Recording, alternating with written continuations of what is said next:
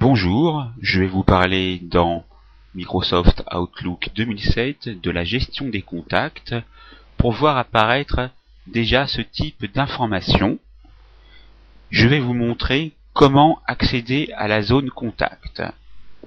Allez soit cliquer sur ce bouton,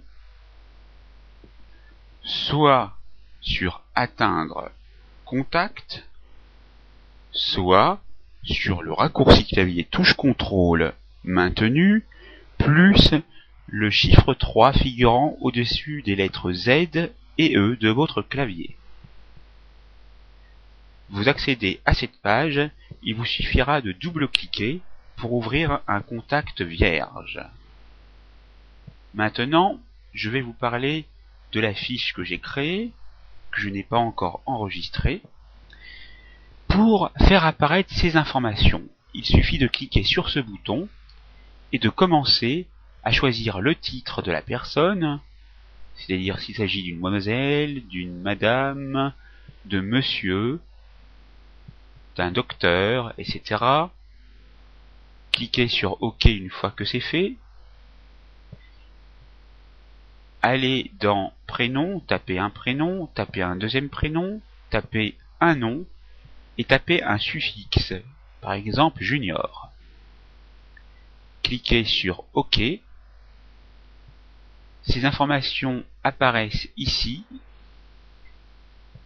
Tapez un nom de société, tapez un titre, par exemple DRH, cliquez sur classer sous et vous pouvez choisir comment indiquer le nom et le prénom de la personne. Est-ce que vous voulez l'utiliser avec les prénoms d'abord, plus le nom, plus le suffixe, ou est-ce que vous voulez le classer sous société? Vous avez de nombreux choix, enfin 5 choix. Prenons celui-ci, puis passez à l'étape suivante, qui est l'adresse de messagerie. Ici, vous pouvez choisir s'il s'agit de l'adresse de messagerie principale ou l'adresse de messagerie 3, comme je l'ai déjà fait. Et vous pouvez choisir d'aller cliquer sur afficher comme et automatiquement l'adresse internet apparaîtra entre parenthèses juste après les coordonnées de nom et de prénom du contact. Vous pourrez indiquer une page web, une adresse de messagerie instantanée. Vous pourrez choisir de spécifier quel type de numéro de téléphone il s'agit en déroulant la liste.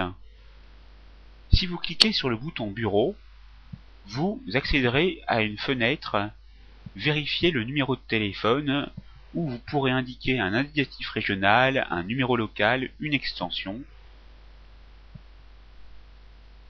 Vous pourrez faire de même pour les 3 autres numéros qui apparaissent ici.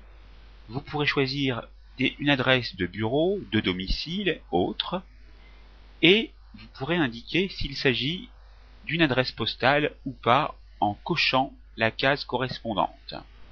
Vous remarquez juste ici qu'une carte de visite se crée et qui reprend les informations tapées dans la fiche de contact.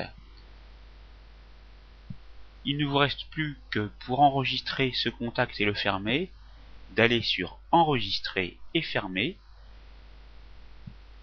Le contact a bien été enregistré. Vous pouvez maintenant aller dans un autre endroit de Microsoft Outlook et cliquer ensuite sur contact pour voir réapparaître la carte de visite de votre contact. Ensuite, double-cliquez dessus pour éventuellement modifier les informations. Maintenant, je vais vous montrer comment supprimer le contact. C'est très simple.